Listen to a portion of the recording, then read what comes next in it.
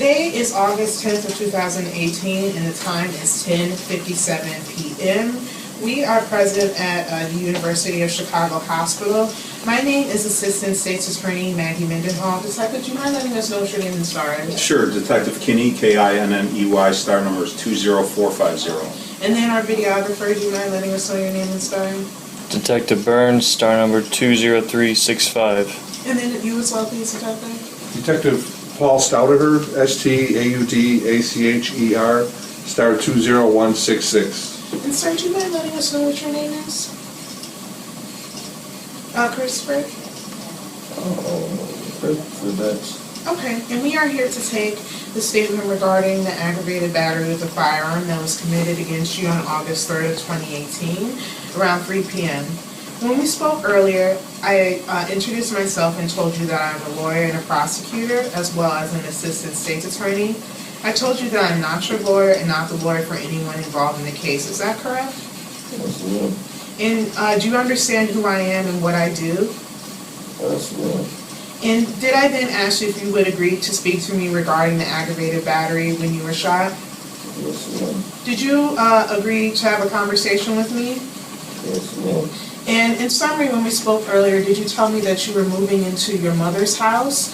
Yes, ma'am. And did you also say that as you were moving into your mother's house, you saw a subject or a person that you knew to be Terrell, that Terrell kicked open the gate and at your mother's apartment building and then proceeded to shoot you with a firearm?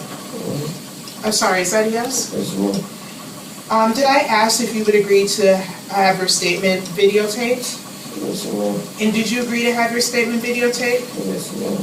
And do you still agree to have your statement videotaped as we speak now? Yes, ma'am.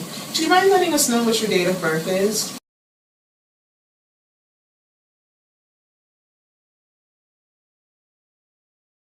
Okay. And what is the highest level of education that you received? South Shore. I apologize, I didn't hear you. South Shore. You went to South Shore? Okay, and since you went to South Shore, you can read and write English, I assume I have to ask that of everyone. Okay, so I'm going to take your attention to August 3rd of 2018, around 3. Oh, is it? My leg, I don't know.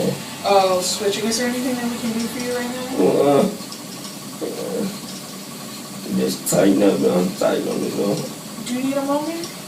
No? Okay. Let me know if you need a moment, and we'll stop, okay? So, on August 3rd of 2018, around 3 p.m., what were you doing at that time? You were in an apartment building, right? Is that a yes? Yes. You say your apartment building was at... Who lives at... My mama. And why were you at that apartment building, your mom's apartment building? I was moving in. You were moving into your mother's apartment building? Yes, ma'am. And did you have some belongings or some items that you were moving into that building? I had bags of clothes and shit in the trunk. You had bags of clothes in the trunk? Yes, ma'am. Whose car was that? My own friend.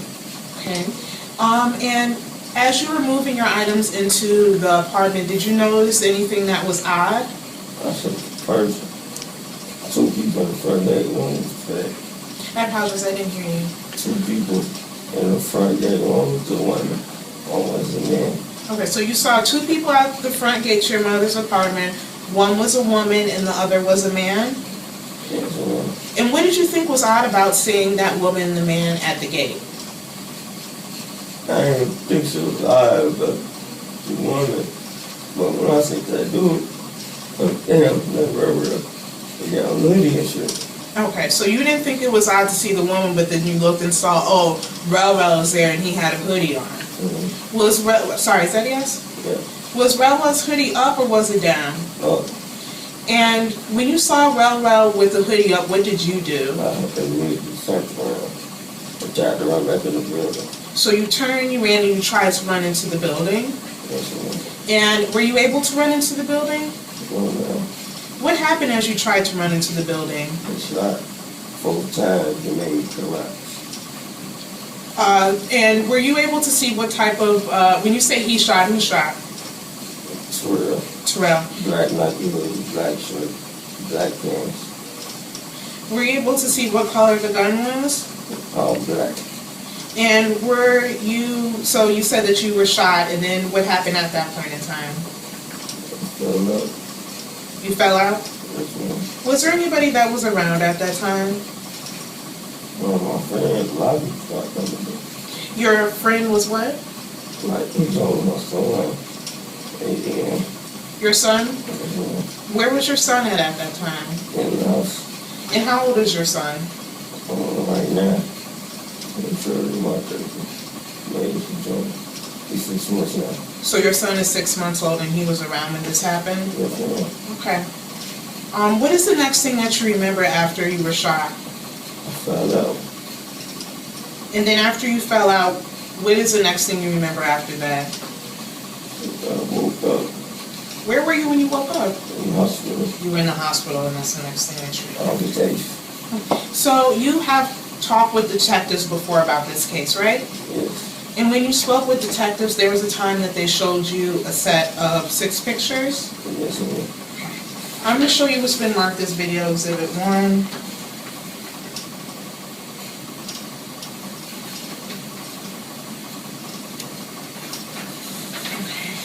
Chris, do you recognize what I've marked as video exhibit 1? Video. Oh, sorry, do you recognize this? Yes. And were you previously shown this by detectives? Yeah, I don't know what I can do. You say you only know one of those dudes? Yes, ma'am. Which was the dude that you knew? From third photo to the left. The third photo to, can you point to him? And is that person circled? Yes, ma'am. Okay, when you say third photo to the left, you mean this photo. Is that the one you're talking about? Yes, ma'am. Okay. And did you circle this or did you have help circling it? I had her touch, but I couldn't move my hand. Okay, so you had some help from the detective circling because you couldn't move your hand?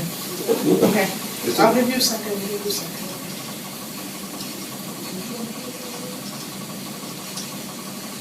Come on. Okay, sir. And when you circle this person, what did this person do to you? Shot me 4 times. Can you sign this or would you like me to sign for you because of your hand? You signed the photo with my hand. Okay. I'll sign my name first. Assistant State's Attorney Margaret Winterholm, and then I'm going to sign for you. Christopher Jackson, right? Yes, ma'am.